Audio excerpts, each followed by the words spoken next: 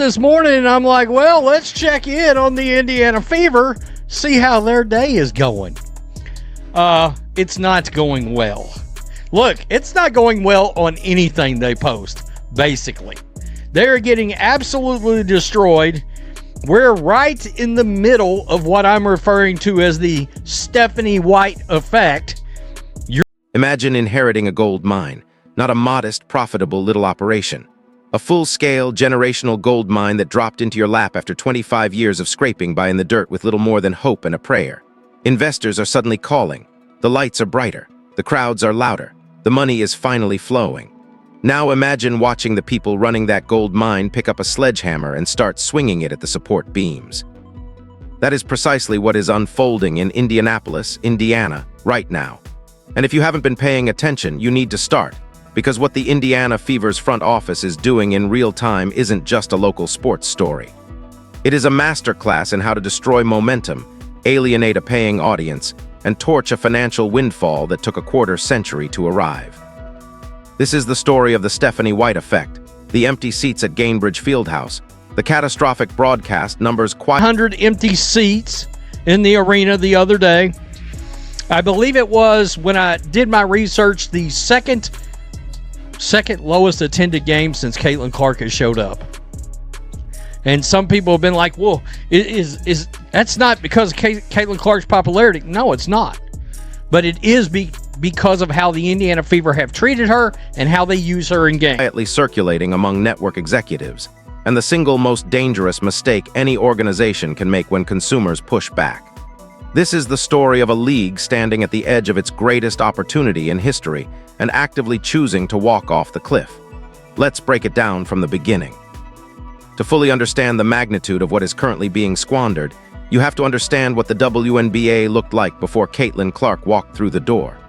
For 25 years, the Women's National Basketball Association operated in the red. Not occasionally, not during rough patches.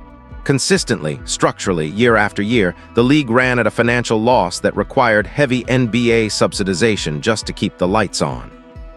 Viewership numbers rarely cracked 1 million on national broadcasts. Arenas were half empty on good nights. Jersey sales were modest. Sponsorship dollars were limited. The league existed, it persevered, and its players worked extraordinarily hard, but the product never broke through to the broader mainstream American sports audience in any sustained, financially transformative way. Then the Iowa Hawkeyes played a basketball game. Then another. Then a tournament run happened that the entire country stopped to watch. And by the time Caitlin Clark's collegiate career ended, she hadn't just broken records. She had fundamentally altered the conversation around women's basketball in America.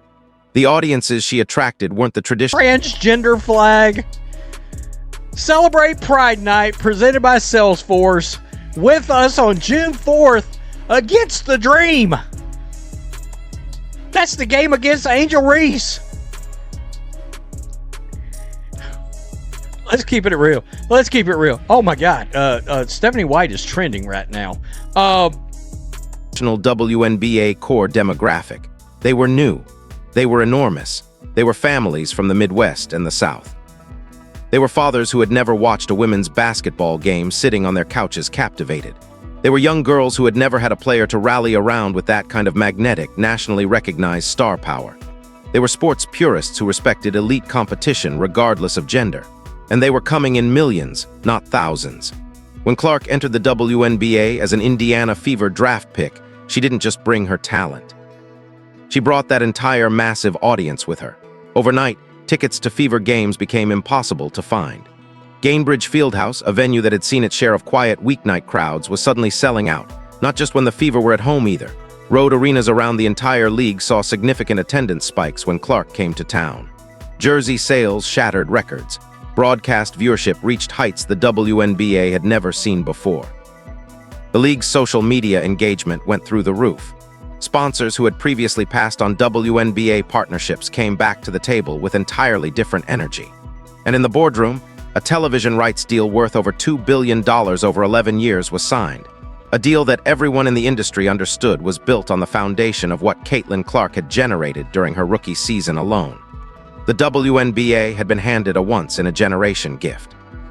Not just a popular player, a movement, A genuine, sustained, financially transformative cultural phenomenon that solved the league's quarter-century revenue problem almost overnight. So what did they do with it? Enter the new coaching era in Indiana.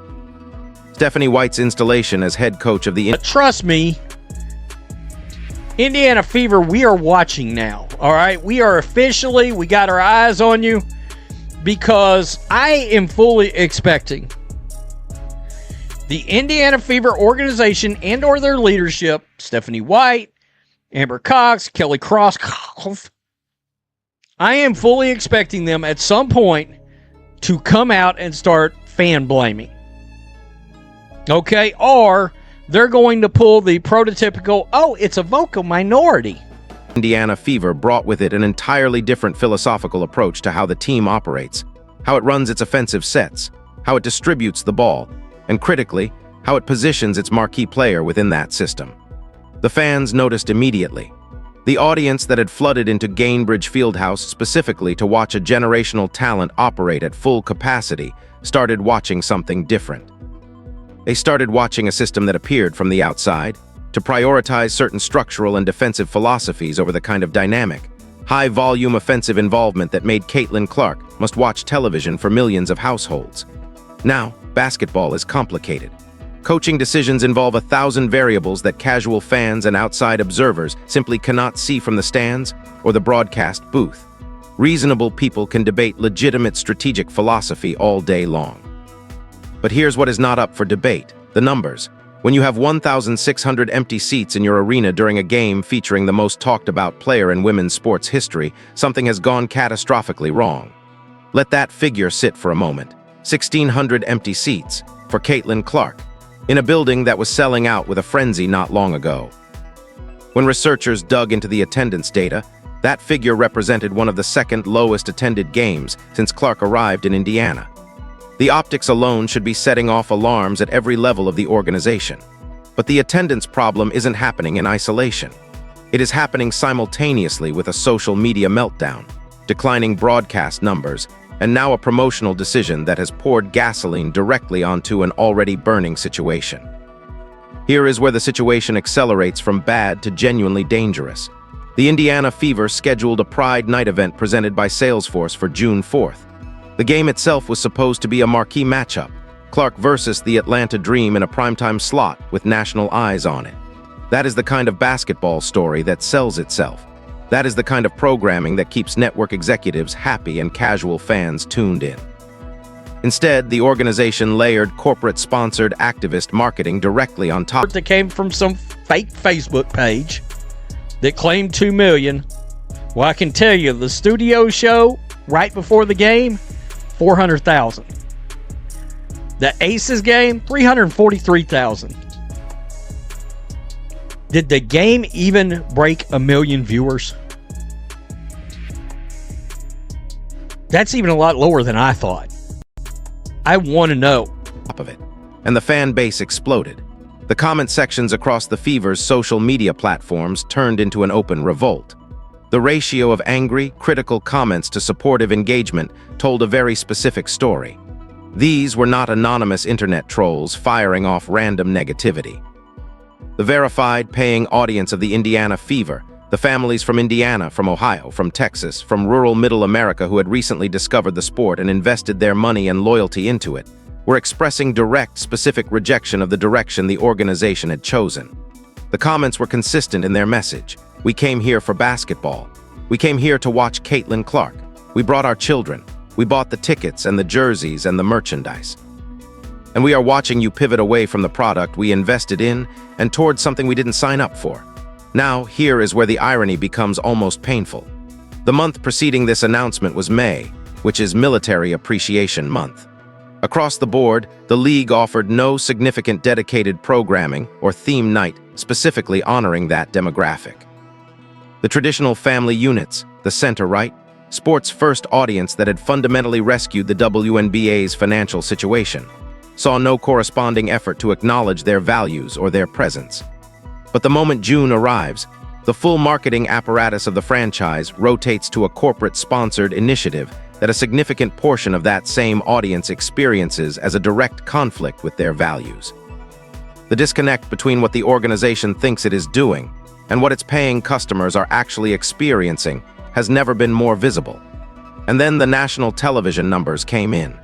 Buried beneath the public relations noise and the social media arguments was a data point that should have sent shockwaves through every network executive and league official with a financial stake in the WNBA's future. The Las Vegas Aces, the back-to-back champions of the league, broadcast on the USA Network, drew 343,000 viewers. 343,000. For context, the studio show that aired before the game drew approximately 400,000 viewers, meaning more people watched the pre-game programming than the actual game itself. The championship-caliber Las Vegas Aces, featuring elite professional basketball, a legitimate storyline and national distribution, couldn't break 500,000 viewers on a dedicated broadcast. False reports had circulated on social media claiming viewership in the range of 2 million. Those numbers were fabricated. The reality was 343,000. That number is not a mild disappointment. It is a flashing red emergency signal for every party that signed onto this massive television rights deal. When NBC, Disney, Amazon Prime Video, and the USA Network collectively committed to over $2 billion in broadcast rights, they were not doing so on the basis of the WNBA's historical viewership performance. Nobody writes a $2 billion check for programming that historically struggled to reach 1 million viewers. They wrote those checks because of one specific thing: the Caitlin Clark viewership explosion. The records she broke during her collegiate run, the millions of households that tuned in for her Iowa games, the unprecedented engagement she carried directly into her WNBA rookie season. That was the product being purchased. That was the asset being valued. When you have games broadcasting at 343,000 viewers on national television, while the specific product the networks actually bought, Clark-driven fever content, is simultaneously being undermined at the organizational level, you are creating a scenario where network executives start reading the fine print of their contracts very carefully. Networks have performance expectations written into their deals. Advertisers track engagement metrics obsessively. If the click-through rates on WNBA content continue to decline, if fever games start drifting toward irrelevance for the casual viewer who tuned in specifically to follow Clark's journey and now finds themselves watching a system that doesn't prioritize what drew them in, the advertising revenue evaporates.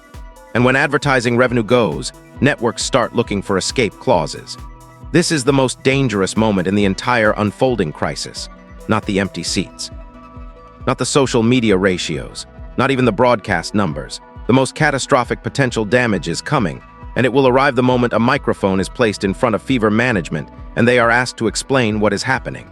History has shown us exactly how organizations in this situation respond, and history has shown us precisely how devastating the wrong response can be. Disney and Lucasfilm provided the blueprint for what not to do. When Star Wars audiences pushed back on the creative and ideological direction of the franchise, the company's leadership responded by dismissing the concerns as coming from a vocal minority. They labeled unhappy customers as not being real fans. They implied that criticism was rooted in bigotry rather than legitimate consumer dissatisfaction. They attacked the very people financing their operation. The box office results were catastrophic. Billions of dollars in potential revenue evaporated because a corporation decided it was more important to win an argument with its audience than to listen to what that audience was telling them. The exact same playbook is now sitting on the table for Indiana Fever leadership. If Amber Cox, Kelly Krauskopf, or Stephanie White steps to a microphone and characterizes the fans expressing rejection as a vocal minority, as trolls, as people who aren't true basketball fans, as bigots who don't deserve to have their concerns addressed, the bridge doesn't crack. It doesn't develop a fault line that can be repaired later. It burns down completely. And the people who walk away after that moment don't come back. They don't give second chances. They take their disposable income, their season ticket renewals, their merchandise purchases, and their television viewership, and they permanently redirect it somewhere else. And they tell everyone they know exactly why they left. You simply cannot antagonize the people funding your entire operation and expect them to keep funding it. Let's put cold numbers to what is actually happening at the gate level, because this is where the abstract social media arguments connect directly to real financial damage.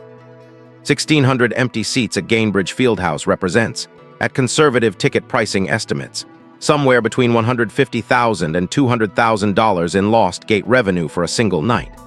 That doesn't include the concession spending, the parking revenue, the in-arena merchandise sales, or the premium experience packages that the people in those seats would have purchased.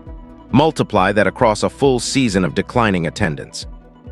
Factor in what happens when the families who came in during the Clark phenomenon decide the environment no longer aligns with their values and stop renewing their ticket packages. The cumulative financial damage moves into the millions of dollars, and that's just at the arena level. The downstream effect on sponsorship valuation, merchandise projections, and broadcast deal performance benchmarks compounds everything. The Fever's front office appears to be operating under the assumption that this audience will simply absorb whatever direction the organization chooses and keep showing up. That assumption is factually wrong. This new audience owes the Indiana Fever nothing. They didn't grow up with the franchise. They didn't build a lifetime of loyalty to the WNBA through the lean years. They arrived because a specific player created a specific kind of magic. If the conditions surrounding that player change in ways that make the experience feel misaligned with their values, they will leave with zero emotional obligation to stay.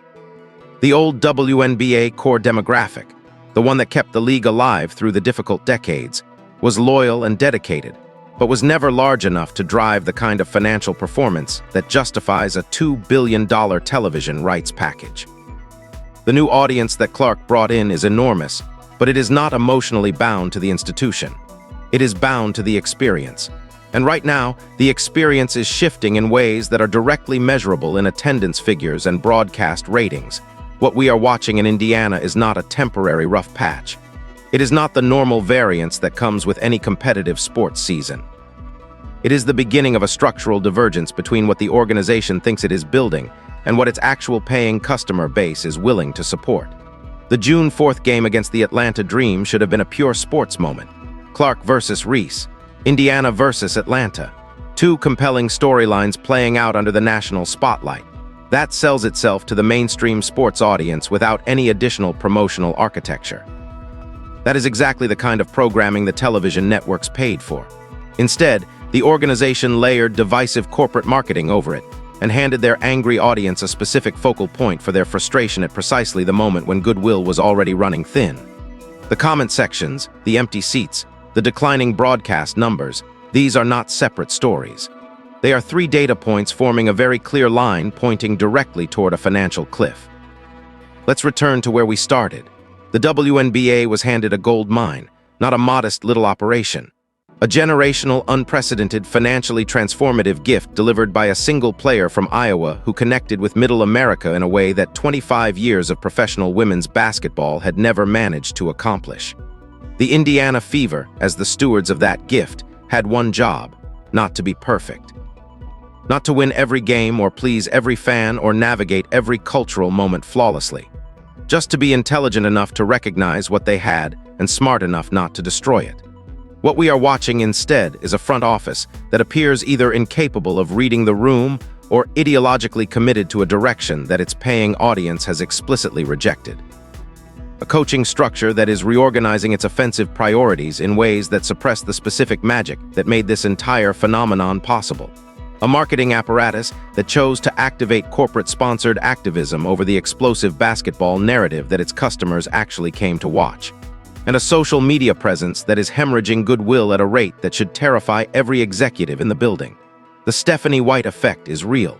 The empty seats are real. The 343,000 viewers on a national broadcast are real.